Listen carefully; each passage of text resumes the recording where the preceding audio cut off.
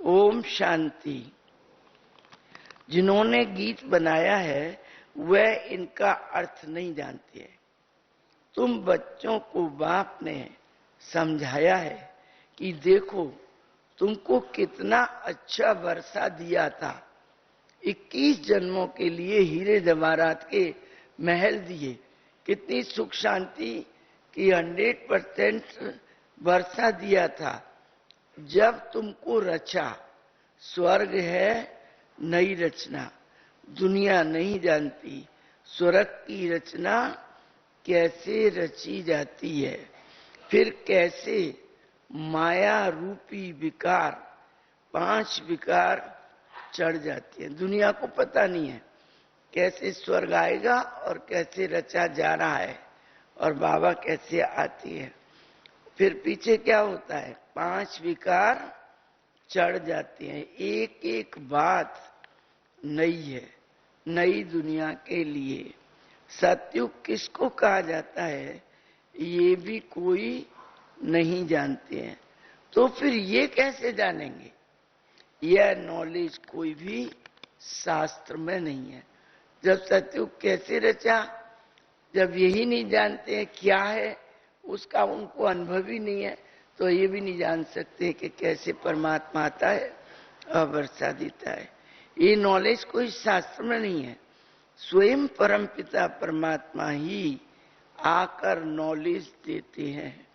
जो नॉलेज प्रायः लोप हो जाता है, गीता में भी लिखा है ना कि जो ज्ञान प्रायः लोप हो जाता है उसको मैं सुनाता हूँ, और जो धर्म प्रायः लोप हो जाता है उस धर्म की मैं स्थापना करता हूँ।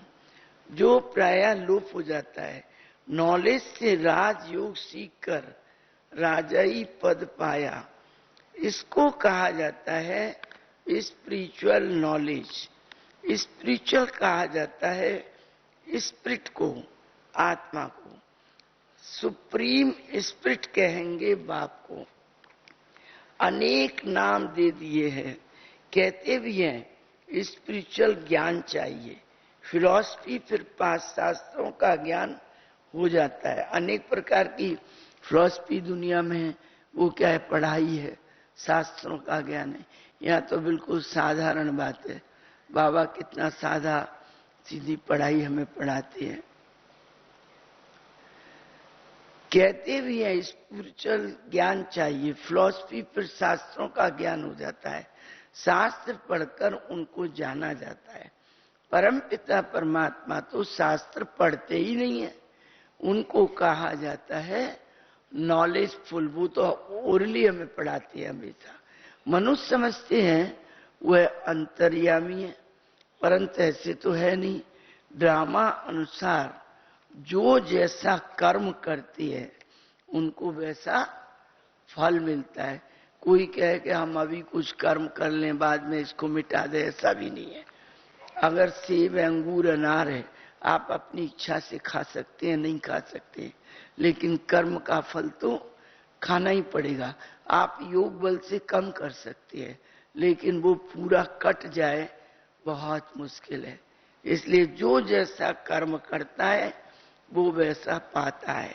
इसके लिए बाबा ने हमें क्या किया है, कर्म अकर्म और विक्रम की गति भी समझाई है।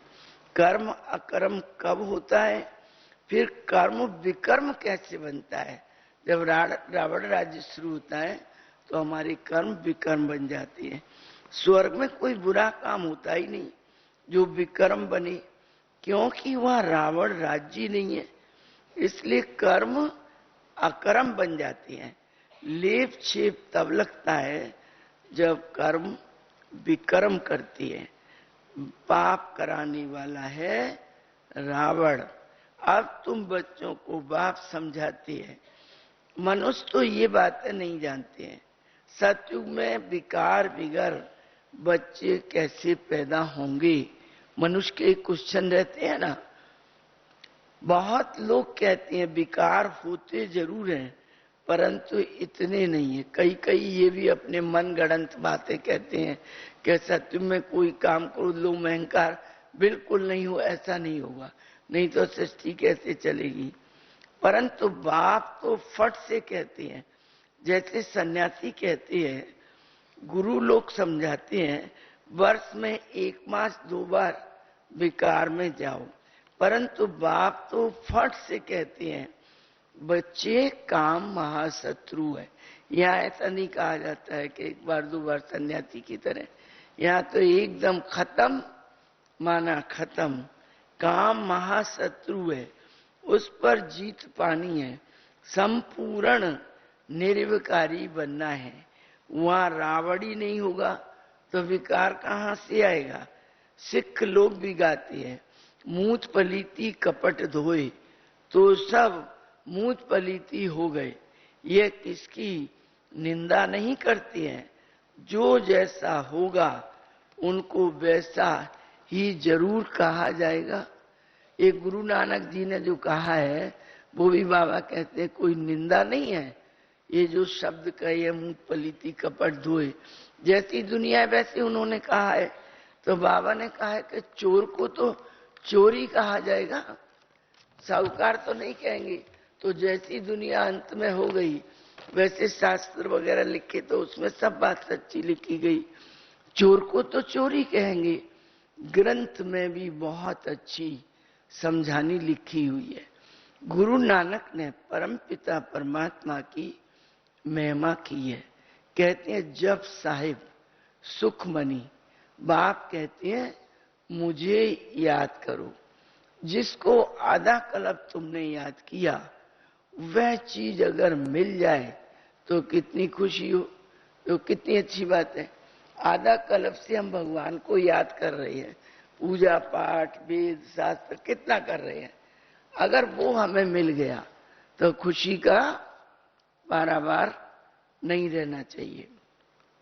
कितनी खुशी होनी चाहिए, परंतु खुशी भी किसको होगी, उनको होती है जो घड़ी घड़ी अपने को आत्मा समझकर बाप को याद करते हैं। आत्मा समझने से बाप के साथ हमारा लव रहेगा।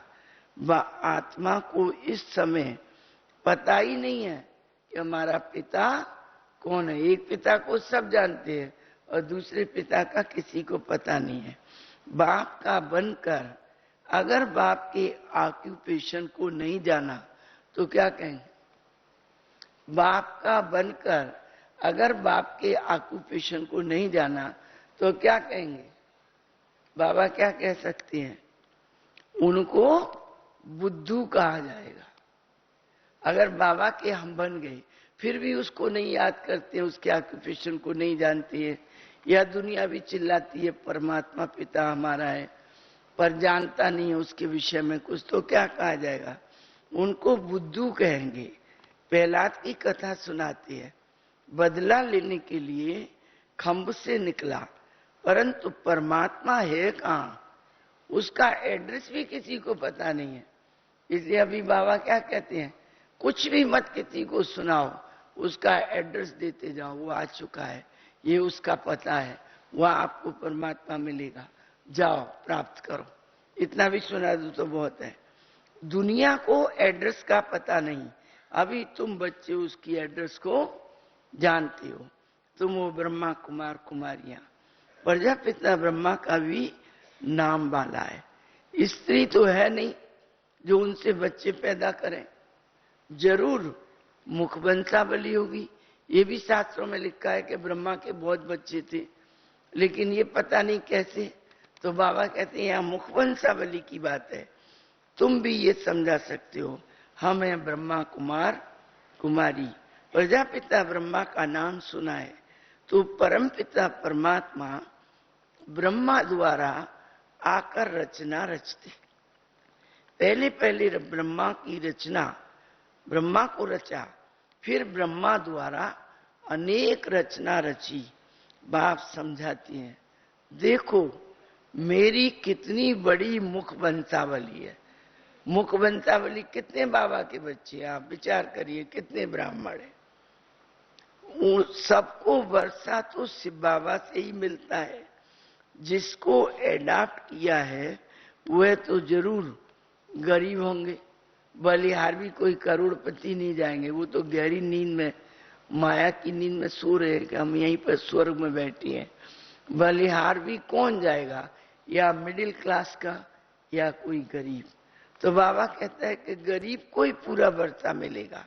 पहले ब्रह्मा को अडॉप्ट किया, ब्रह्मा के द्वारा फिर मुख वंशावली बने, वह कुख वंशावली ब्राह्मण जिस्मानी यात्रा कराते हैं। ये ब्रह्मा मुख वंशावली ब्राह्मण रूहानी यात्रा कराते हैं। इस रूहानी यात्रा का किसी को भी पता नहीं है। पुरुषार्थ करते हैं कि हम निर्वाण धाम में चले जाएं। तो बुद्धि की यात्रा ब्रह्म की तरफ होगी। जब पुरुषार्थ ये करेंगे हम ऊपर जाएं, तो बुद्धि की यात्रा, जिसको ज्ञान नहीं है वो तो ब्रह्म को याद करेंगे, लेकिन हमारी यात्रा हर टाइम क्या होनी चाहिए, ब्रह्म में जो लाइट है शिव बाबा, उसको याद करें। ये ब्रह्म की यात्रा हो गई। समझते हैं हम ब्रह्म में लीन हो जाएंगे, तो फिर जिस्मानी यात्रा करने की क्या दरकार है। अगर बाबा कह रहे हैं कि अगर ब्रह्म में लीन हो गए तो फिर यात्रा करने जो जाते हैं तीर्थ करने, उसकी क्या जरूरत है। यात्रा है ही निर्वाण धाम की। उनको फिर ज्योति ज्योत समाया, या बुदबुदा बुदबुदे से मिल गया। पानी में एक निकलता है बतासे की तरह, फिर उसमें मिल गया।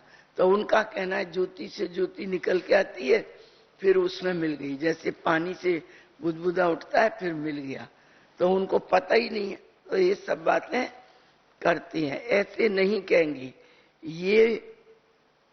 ऐसे नहीं कहेंगे। ये आत्मा यात्रा करती है, ब्रह्म तत्व में जाती है। ये है रूहानी यात्रा। बाकी सब है जिस्मानी यात्रा। उन्हों को तो मालूम ही नहीं है कि निर्वाण धाम हमें कौन ले जा सकता है। अभी बेहद के बाप ही कहती है, मैं ही सबको निर्वाण धाम में ले जाता हूँ।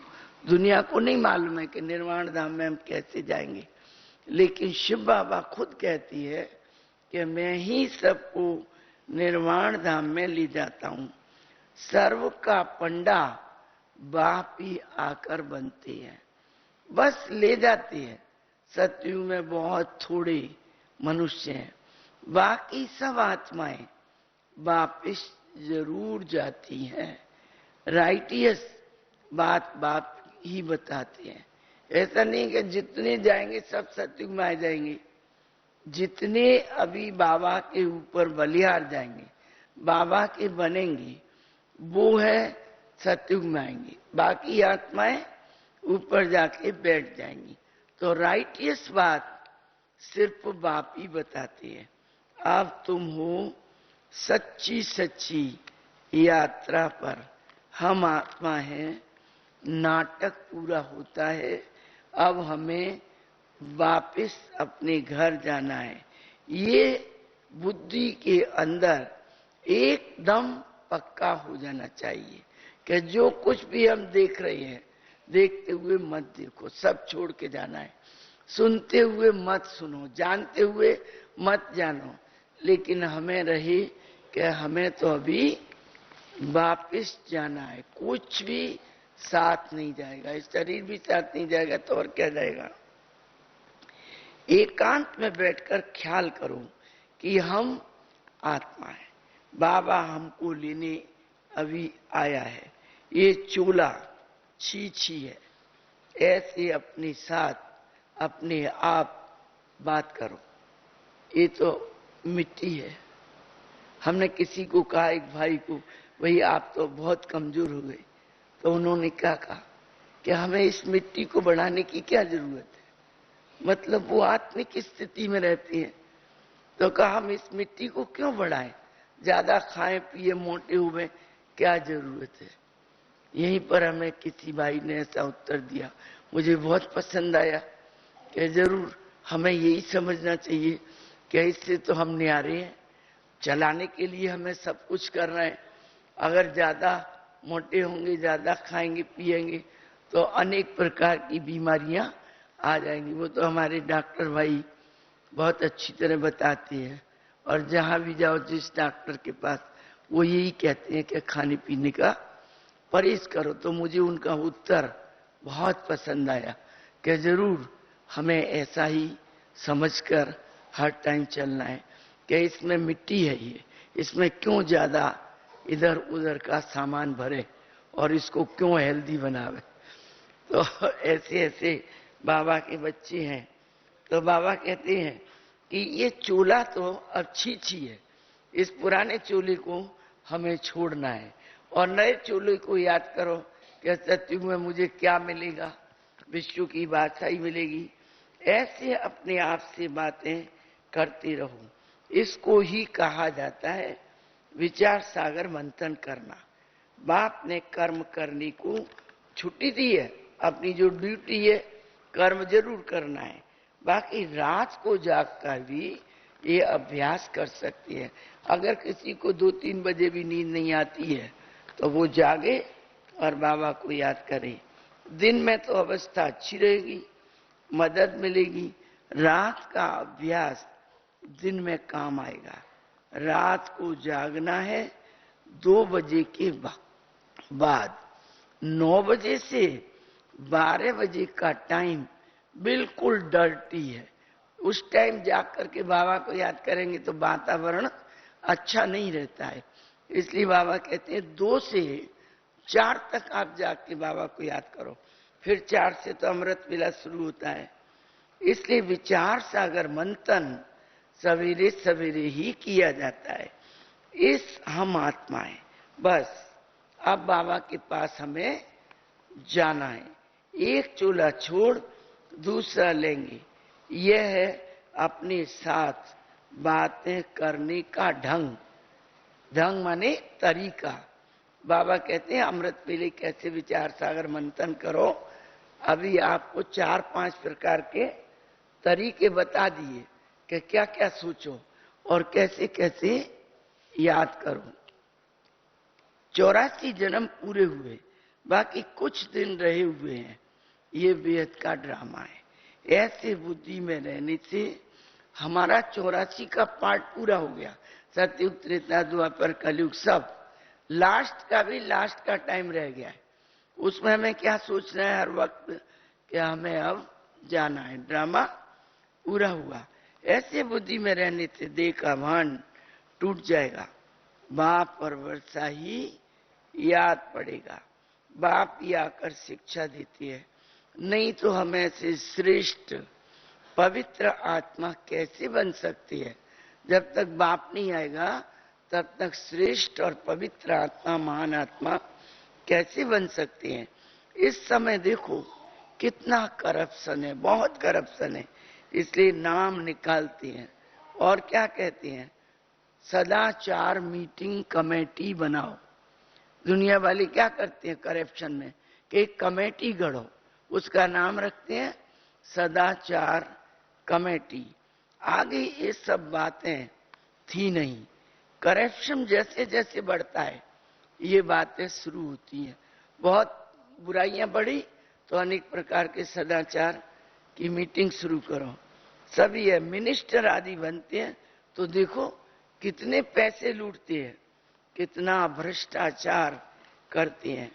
सतयुग में होता है शिष्टाचारी गवर्नमेंट। तुम बहुत शिष्टाचारी अभी बन रहे हो, वहां पाप का नाम ही नहीं होता है। बाप आकर अभी हमें स्वर्ग के लायक बनाती है। सभी जब डर्टी हो जाते हैं एकदम, तब बाबा आती है उनको गुलगुल बनाने के लिए। जब सब विकारों में फंस जाते हैं, गंदे हो जाते हैं, डर्टी हो जाती है, घोर नरक आ जाता है, कलयुग आ जाता है, तब बाबा हमें गुलगुल पावन बनाने के लिए आते हैं। स्वर्ग स्थापन करके सर्व को सदगति देकर फिर क्या करते हैं, अपने आप छिपा लेते हैं अपने को। इसलिए गीत क्या था, किसने ये सब खेल रचाया, सब कुछ करके अपने आप को छुपाया। बाबा क्या करते हैं, सब कुछ करते हैं फिर अपने आप को छुपा लेती है।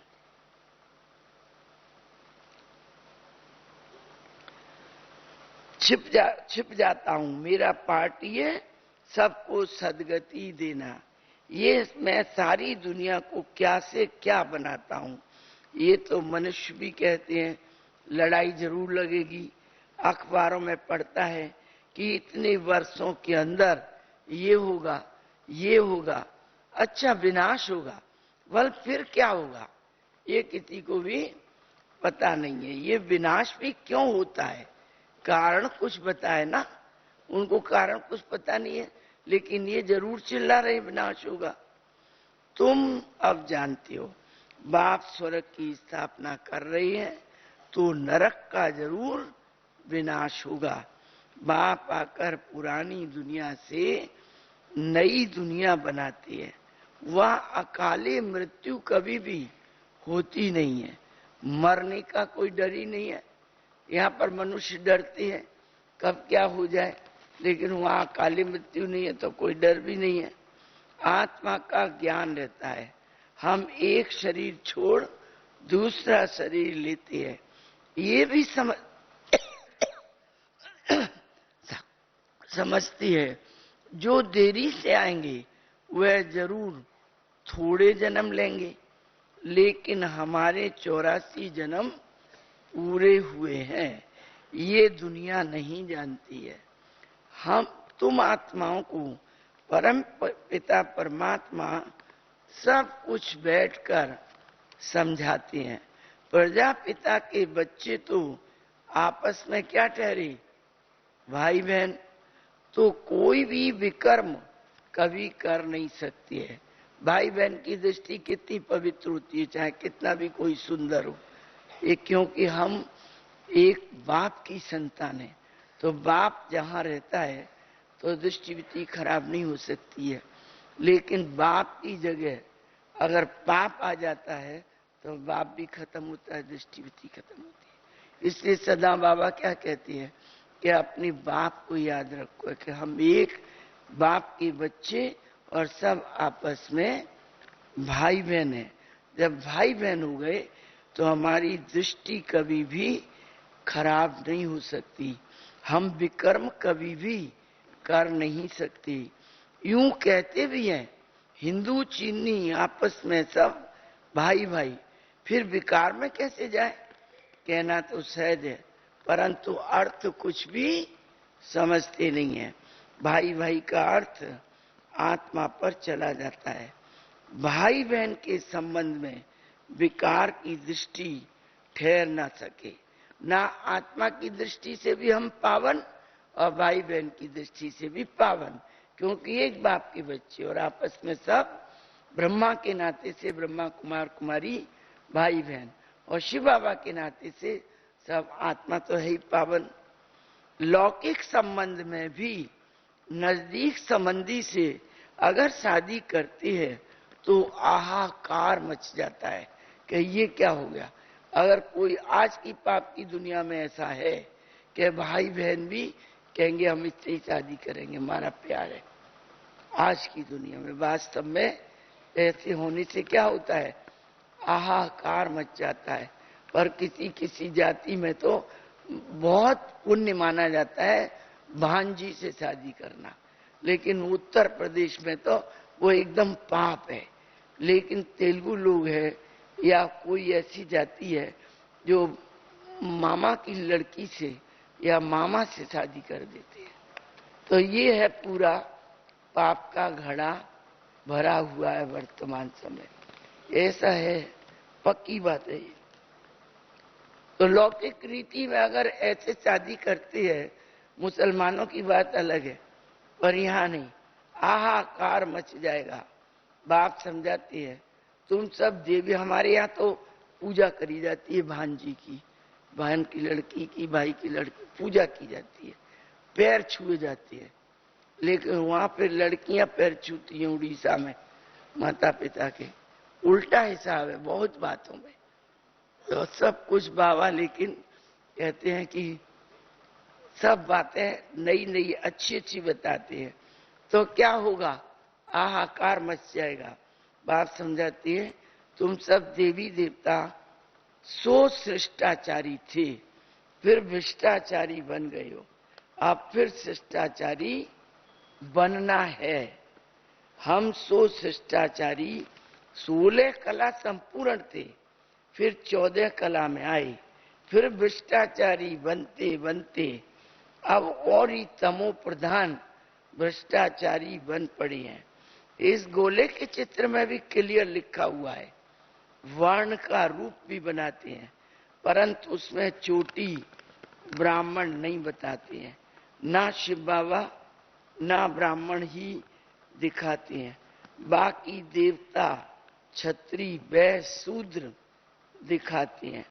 तुम अब जान गए हो हम ये बाजोली का खेल इस मंच पर खेलते ही रहते हैं, इसलिए क्या है गेम हम सब खेल रहे हैं। कौन सा खेल?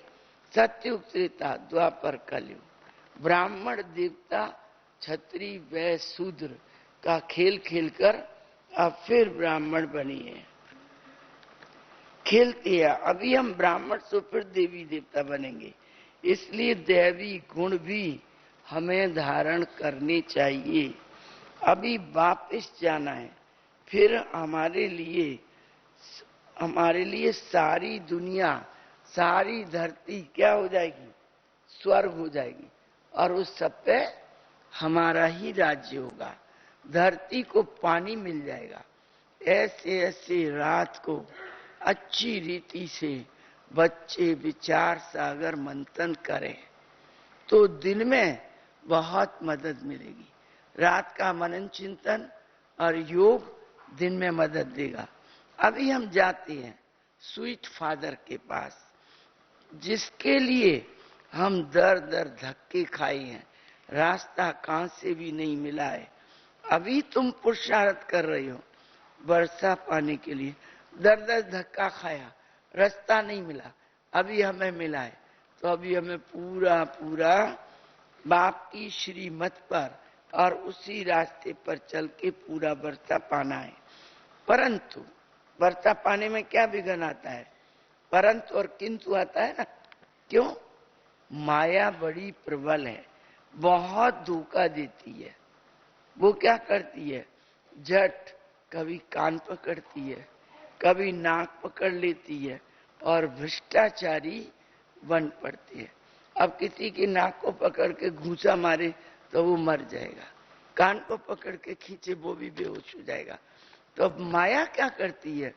किसी का नाक पकड़ती है, किसी का कान पकड़ती है और उसको गिरा देती है, और भ्रष्टाचारी बन पड़ते हैं। काम का नशा आ जाता है, किसके नाम रूप के पीछे भी लट्टू हो जाती है। जैसे आशुक माशुक होती है ना, बहुत धोखा खाते हैं।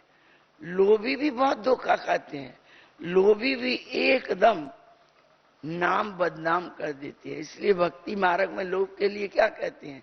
कौड़ी कौड़ी माया जोड़ी, जोड़ रखी बर्तन में, पर जब ईश्वर की चिट्ठी आई तो मन की रह गई मन में, कुछ कर भी नहीं सके और पैसा सब रखा रहा। तो बाबा कहते हैं लोभी भी बहुत धोखा खाते हैं। तो बच्चों के अंदर कोई भी विकार नहीं रहे, काम क्रोध लोभ मोह अहंकार जो खराब है, तो बाबा सभी बातों पर आज समझा रहे हैं। लोभी भी एकदम नाम बदनाम कर देती हैं। ये सब कुछ होता रहता है। ये मुरली किसके लिए है? बच्चों के लिए। तो बच्चों में ऐसी खामियां और कमियां हैं, तब तो बाबा मुरली चलाते हैं ना, जिससे वो संपन्न बन जाए। बाहर समझाते हैं बच्चे योग में रहना। अच्छे जो योगी होते हैं वह 4-5 दिन भोजन भी नहीं खाएं तो भी उनको कोई परवाह नहीं है, भूख नहीं लगेगी, बहुत खुशी में रहती है। यहाँ कितने हमारे ऐसे अच्छे लाडले भाई है जो भोजन की कोई परवाह नहीं है, थोड़ा बहुत चलते फिरते खाते हैं, नहीं तो नहीं, बहुत खुशी में रहते हैं। अवस्था ऐसी रहनी चाहिए। देखना है मेरे में किसी चीज का लोभ तो नहीं है। एम रखनी चाहिए कि हमें फुल पास होकर रहना है। फुल पास कौन होगा? जो 5 विकारों में फुल नंबर लेगा 100%, वही तो फुल पास होकर पास विताना होगा। इसलिए बाबा लोभ के ऊपर भी कहता है कि वो भी खराब है। फुल पास होकर दिखावे, कल्प कल्पांतर की बाजी है। ये नहीं है कि इस संगम पर अगर हमारा कुछ चल जाएगा तो कोई बात नहीं है, अगले संगम पर हम फुल पास हो जाएंगे। अभी नहीं तो कभी नहीं। कल्प कल्पांतर की बाजी है, तो अपनी जांच करनी है। हम लक्ष्मी नारायण को वरने के लायक अथवा राजधानी लेने के लायक बना हूं? अगर मेरे अंदर कोई खामियां हैं तो वह मुझे जरूर निकालनी पड़े। आज तक भी बाबा कहते हैं देखो, अगर हमारे अंदर इतनी सी भी खामी है तो उसको निकालो। खामियां कभी भी किसी की छिपी नहीं रह सकती है। अब तुम्हारा कनेक्शन है शिव बाबा से, किसको दृष्टि देंगे उठाने के लिए? बाप बहुत मदद करती है। ब्रह्मा कुमारियां कहती हैं, ये नहीं कहना चाहिए कि मैंने इसको दृष्टि दिया तो इसको साक्षात्कार हो गया, ये आगे बढ़ गया। अपना अहंकार नहीं रखना चाहिए। कराने वाला सब वो है बैकबोन में, मुरली भी वो चलाता है, सब वो करता है। ऐसे समझकर हमें सेवा करनी है। तो वो वाक़ई ब्रह्मा कुमारियां हैं, ये हमने किया, हमने ऐसी अच्छी मुरली चलाई। ये अहंकार अवस्था को नीचे गिरा देगा। जो कुछ भी है बाबा ही सब कराता है। जो अच्छे अच्छे बच्चे हैं वह समझते हैं हमें बाबा की बहुत मदद मिलती है। कईयों में तो माया प्रवेश होने से एकदम क्या होता है, नीचे गिर जाते हैं। उसमें पूरा आत्म अभिमानी बनना चाहिए। देह में दृष्टि बिल्कुल नहीं जानी चाहिए। बिल्कुल कहाँ देखो, या आत्मा को। बाबा शिक्षा देते रहते हैं, सुधरते जाओ, सुधरते जाओ, माया से धोखा कभी मत खाओ। बाबा अपने बच्चों को कितने प्यार से कहते हैं, बच्चे सुधरो, सुधरते जाओ, छोड़ते जाओ, हटाते जाओ, माया से धोखा कभी मत खाओ। नहीं नहीं तो क्या होगा बताओ, क्या होगा? अपना पद गमा बैठेंगे। जब माया हमें हराएगी तो क्या होगा?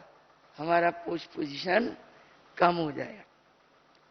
उस पति को तो तुम कितना याद करती हो, और ये पतियों का पति जो है तुम्हें अमृत पिलाता है, कौड़ी से हीरे जैसा बनाता है, उसको याद नहीं करती हो?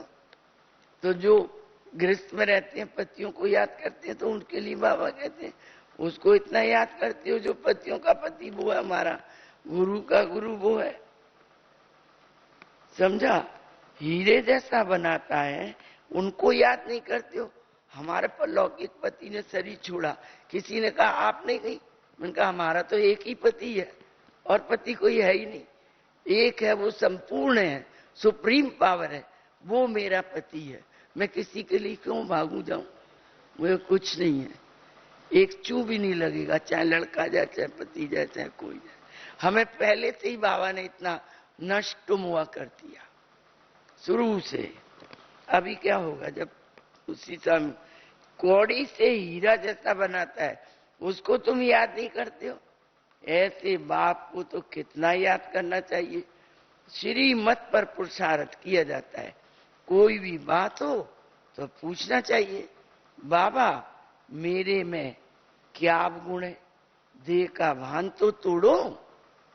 जो पूरा पूरा बलि चढ़ते हैं उनको ही 21 जन्मों का वर्षा मिलता है। पूरा बलि चढ़ने का मतलब है उसकी तरफ बुद्धि योग रही।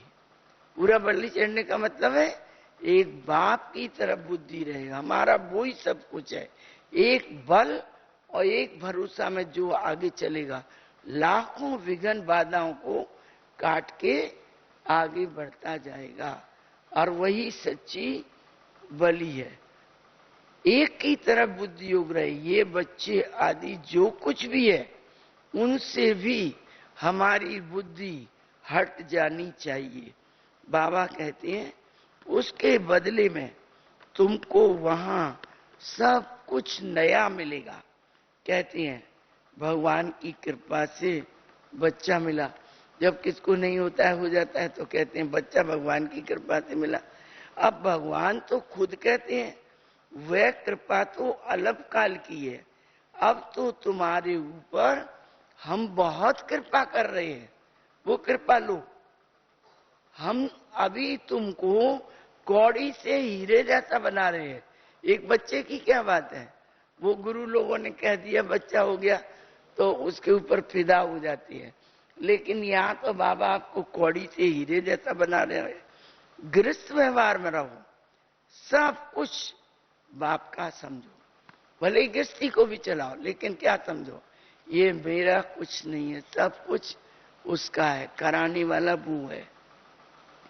सब कुछ उस बाप का ही समझो। कदम कदम पर बाबा बच्चों को राय देते हैं और बच्चे राय लेते रहो, बाप ही राय देंगे, कोई उल्टा काम नहीं करने देंगे, भिखारी को नहीं देंगे, भिखारी को नहीं देंगे, मतलब राय बच्चों को देंगे, कोई भिखारी को नहीं देंगे। और बच्चों से बाप का इतना प्यार है कि कोई गलत काम करने नहीं देगा, उसके माइंड को ठक कर देगा, एकदम वो बचा लेगा, रक्षा कर लेगा। अविनाशी सर्जन से लेकिन कुछ भी छिपाना नहीं है, कदम कदम पर पूछना है। बहुत बच्चे पूछते हैं, लिखते भी हैं, बाबा ये विकार हमें बहुत सताती है। कोई तो काला मुंह करके भी बाबा को बताते नहीं है, कई तो खाली सताते हैं तो भी लिख देते हैं, और कई तो मर के भी नहीं बाबा को बताते हैं। छिपाते रहेंगे तो और ही काले होते चले जाएंगे, और ये क्या होगा, नीचे गिरेंगे। डॉक्टर से रोग को आप छुपाओ तो रोग बढ़ेगा या घटेगा, तो ये भी ऐसी बीमारी है। बाबा से रोग को छुपाएंगे तो क्या करेगा, बढ़ता जाएगा, काले होते जाएंगे। अच्छा मीठे मीठे शिकील दे बच्चों प्रति माँ पिता बाप दादा का याद प्यार और गुड मॉर्निंग। रूहानी बाप की रूहानी बच्चों को नमस्ते, रूहानी बच्चों की रूहानी बाप दादा को नमस्ते नमस्ते। चारों सब्जेक्ट पढ़े, अलग अलग करके 4 सब्जेक्ट की बातें निकाल लेना। आज बाबा ने हमें ज्ञान के विषय में क्या बताया, योग पर क्या बताया, और बलि चढ़ने पर क्या बताया, अमृत वेले के लिए क्या बताया, सेवा के लिए क्या बताया, सब निकाल लोगे तो माइंड में रहेगा, तो चलता रहेगा दिन भर, और योग में भी आपको मदद मिलेगी। अब सार सुनो।